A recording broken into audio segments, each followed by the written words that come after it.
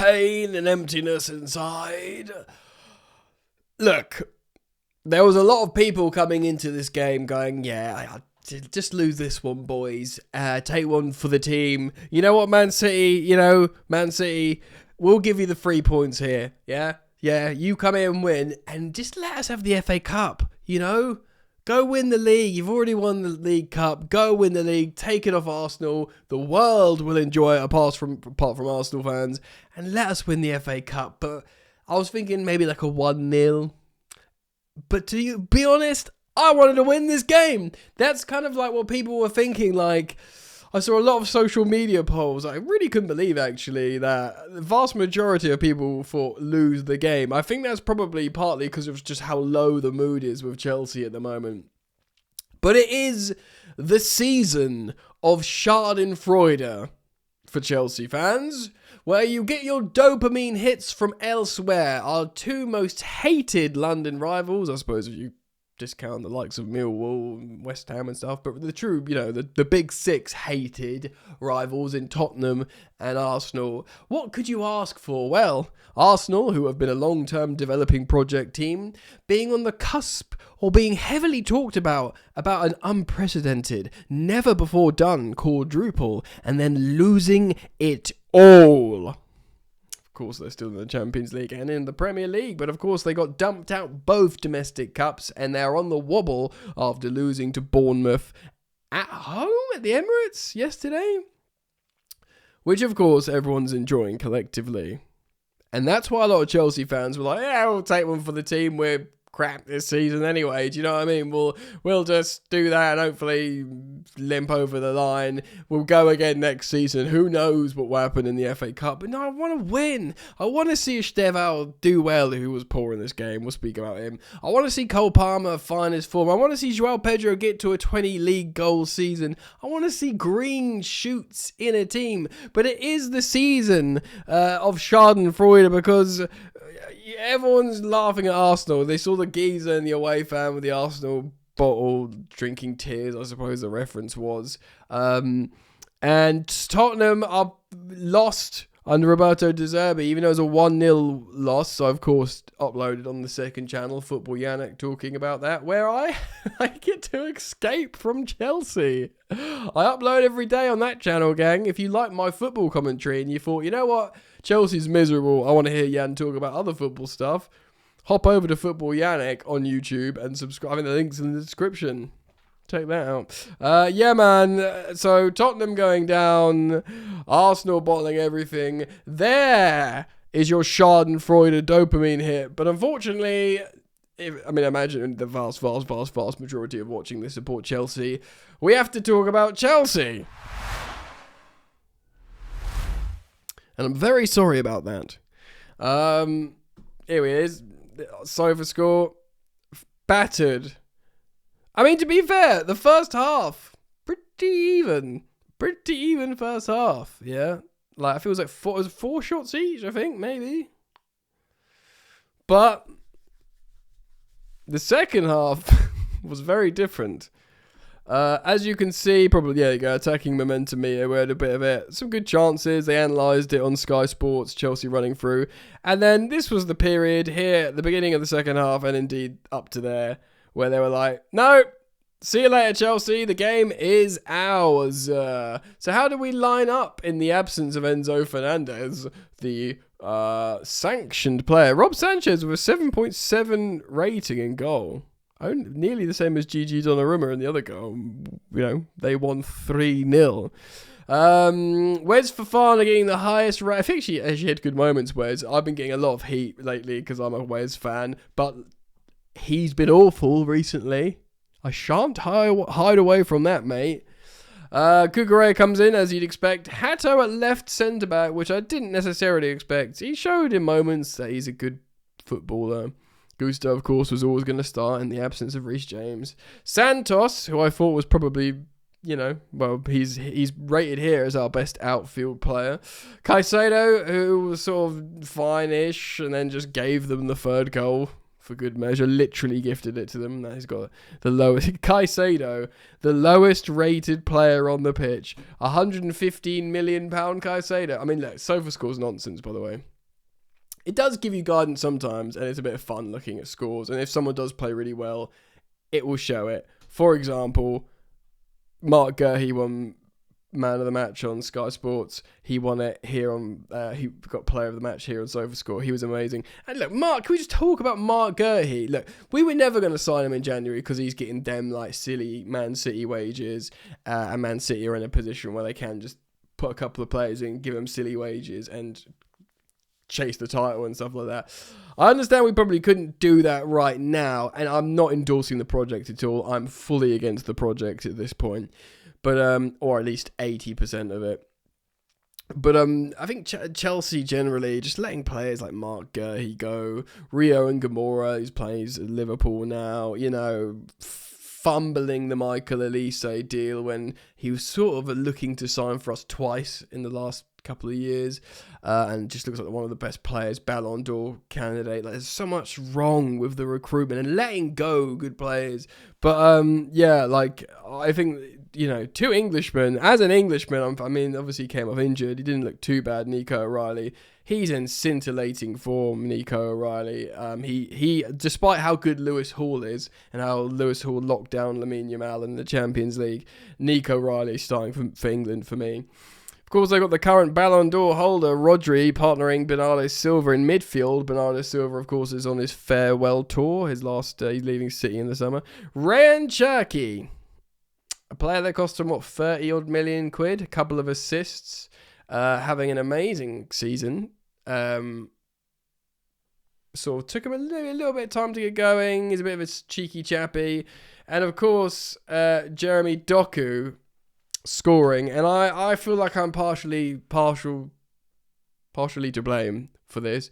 Because Jeremy Doku, until this game, had scored 7 goals. 7 goals in 4 seasons.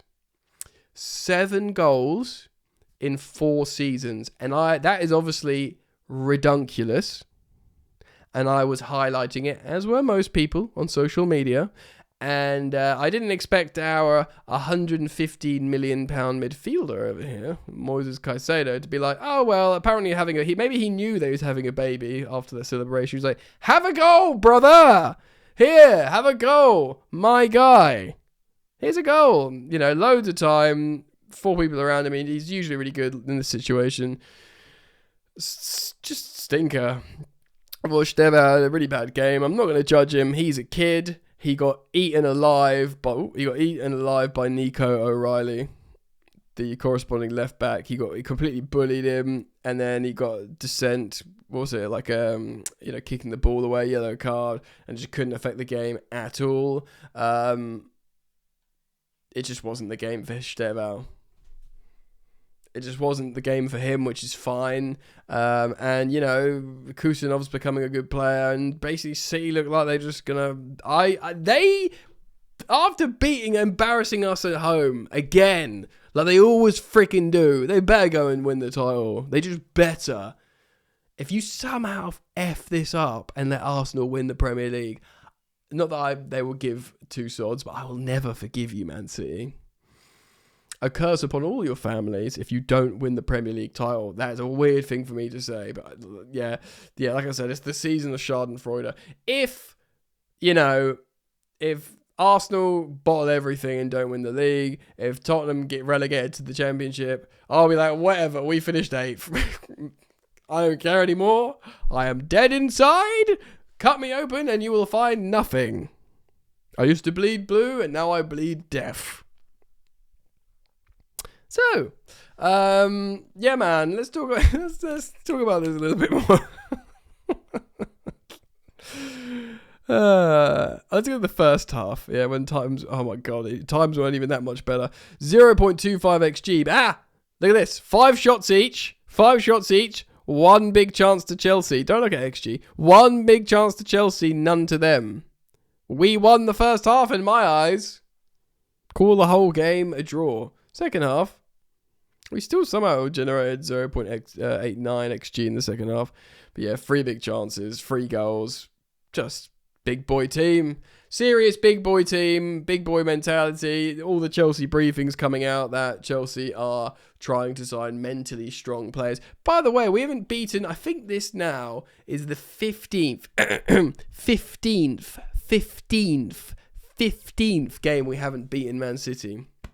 We haven't beaten Man City since the Champions League final under Tuchel in 2021. Now, if you said to me all the way back then, because we were really favourites we just lost the FA Cup final to Leicester. We weren't in great form in the league under Tuchel. There's a lot of revisionism that we were like some super team, but we weren't. We were in bad form, and that's why it was such a sort of Chelsea moment, because everyone expected us to get battered by City, and we won. It was like Munich all over again. Not quite, slightly different, but we won. And if you said to me before that game, I was so certain we were going to lose. Yeah. If you said to me before that game, Jan, you can beat City now in the Champions League final and win the European Cup. Double Chelsea's numbers for European Cups. 2 Champions Leagues, yeah. Not just the only team in London with a European Cup, but 2, I'd say. But yeah, the trade-off is you just can't beat Man City for like ever. For loads and loads of games. For loads of games, you won't be able to beat them. Of course, I'll say, obviously, this game, it's a Champions League final. Will be forever etched in history. This game. But, despite me ripping your hand off with that decision, if the devil offered me that trade, it's getting a bit silly now, boys. 15... I'm getting emotional. 15 games! 15! Should we look at the table to make ourselves have a sobering moment, shall we? So we remain in 6th. We haven't moved. Oh my god. Look at the form. That is sickening stuff. Brentford are 1 point behind us. Good on them. As are Everton. Brighton are 2 points behind. We are 5 points behind Liverpool, who they themselves have the capacity to look terrible. Despite getting battered 3-0 at home, we still have a superior goal difference to Liverpool. There is a world, and I know it's seeming very unlikely, very, very, very unlikely, there is a world where Chelsea still qualify for the Champions League. I mean, Villa's form is nearly as bad as ours. They got a draw had they lost to... So they played Forest, yeah. Had that Murillo not scored an own goal in that game, they would be in the same form as us. 4th place, Aston Villa, as in 1 win and 4 losses. This is harrowing S-word, gang. This is really potently poor stuff. It's not nice, and I hate it, I must say. The only thing I like about this is that Man City have a game in hand and Arsenal. They play Arsenal, next week.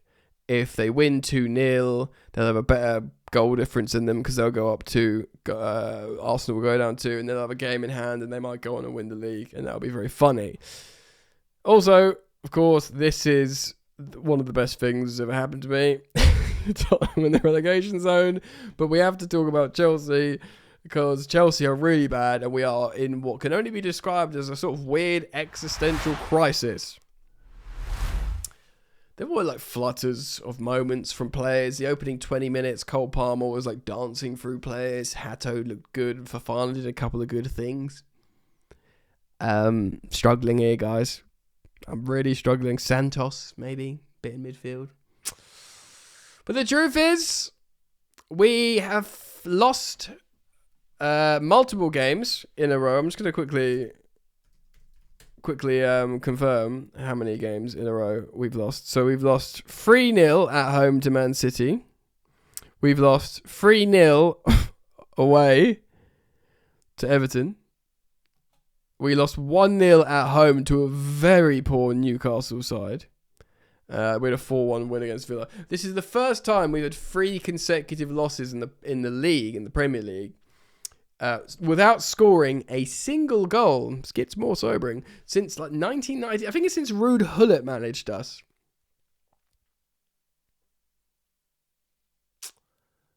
Pardon? It's a devastatingly poor run of form. And, like, what happens now, man? Like what happens? So, we've got to be, we simply have to be good again. Firstly, there is a protest at the next home game, which is I believe is next weekend, Man United. It'll be very interesting to see the turnout. I can't get to London. I'm not sure, because I'm sort of realistic about the ownership situation, but I want this to change, man. I would not cry if they left tomorrow. I want the directors out immediately. It would just be so interesting. I mean, I would love if it was a massive turnout, because they'd have to look at themselves, you know, even if it won't make them sell, because that's probably quite unrealistic at the moment. But if it's a big turnout just to show dissent, look, I'm not going to tell you to go. You do what you want. I'm just going to notify you it's there. But it'll be very interesting. I'll obviously report on it and react on it.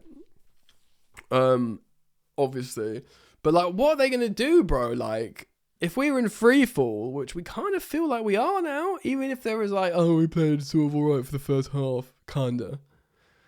If we lose to Man United at home, like, I said a little while ago, if we get battered by Man City and then, like, say battered by Man United, I said he could get sacked. He probably won't be, but at what point, if there is some drama and some controversy between this weekend and next weekend, and by the way, that wouldn't be the most un-Chelsea thing in the world, would it? For something to come out in the media, for some leaks, for Enzo Fernandez, maybe Javier Pastore does a live stream somewhere and leaks some stuff about why Enzo Fernandez is upset with Chelsea and probably leaving. And by the way, I do think Enzo Fernandez, as it stands, is leaving Chelsea from what Liam Rosinia's hurdles comment. I do genuinely think he's on his way out, personally. I don't necessarily want that. Look, I think he's probably eminently replaceable if you've got capable sporting directors, of which we don't, in my opinion. But I think he's also a very good player. And also, I think he's so tough to... I really don't like how... I'm just going to have a quick moment on Fernandez. It is football therapy. I really don't like how he's behaved. And I think it's really disrespectful to wear the Chelsea's captain armband and air your dirty laundry like that. I do personally think there's a huge difference between what Cucurella did and what Enzo Fernandez is doing and why he's doing it. And I don't like it. And I sort of quite like what Cucurella did. Fair F words for doing that and defending yourself and the more senior players of their concerns with the project. Enzo's just like, I want more money. I like Real Madrid. I'll get out of here. But I believed Enzo could be part of this project, you know, like kissing the Chelsea badge, the players that left the Chelsea team, giving them, you know, Mason Mount, Noni Madueke, giving them some jit. You know, when Chelsea fans beat Tottenham and the Chelsea fans are singing, Tottenham get battered everywhere they go, and he's like dancing along and like getting into it and all that sort of stuff. I thought, yeah, man, Enzo Fernandez. He's a warrior. But I think he's a warrior for who he's playing for, and that might be Real Madrid next season. I won't necessarily cry for him, provided he doesn't go to, like, you know, a rival team and in Premier League. If he goes to Real Madrid, whatever, I can eat that. I don't want Cole Palmer or Caicedo or Reece James, but I tell you what, the list is very thin where I'm starting to care. I want Levi Colwill to stay. But, you know, I'm getting to the point now. Oh, Estevao, I know he was terrible today, but that's not a reflection on who he is as a player or who he can become. But we are at crunch time, gang, and there is going to be a lot of stories, briefings, feelings, and opinions. Yeah, there really is, man. It's going to get pretty spicy. I feel not apathetic, but like, I love Chelsea, man. I want us to win all the effing time. I've been very stressed recently I've been very stressed covering Chelsea. It's literally made me ill. I mean, it's probably made a lot of you ill that doesn't cover Chelsea for a job, but it's made me like poorly. But I've also been stressed. I'm moving house basically, and it's a lot of stuff complications in between and stuff. It should all be sorted now, God willing. But I just want Chelsea to be good again. I want to connect with the team again. I want to believe in the manager again. I never felt that after Abramovich was sanctioned, and with all the stuff that's come out since about the financial irregularities, and of course there's his own financial histories and the geopolitical links and stuff. Look, he's gone, fine. Abramovich is gone. We're not going to get an individual custodian that's just a multi-billionaire who's going to buy Chelsea as a plaything. It's not going to happen. So I don't expect to fall in love with my owners. There's out of the big six in the Premier League, name me one of them that are in love with their owners. Man City. And it's Abu Dhabi sports washing project. So there'll be a lot of socially aware Man City fans that aren't in love with their owners, who, by the way, may have been allegedly massively cheating themselves. So I'm not wanting I'm not going to romanticize about some perfect owners, but I want competent sporting directors. I want a manager I can believe in, and I want a team that I can connect to. Is it so much to ask for? I'm in so much pain.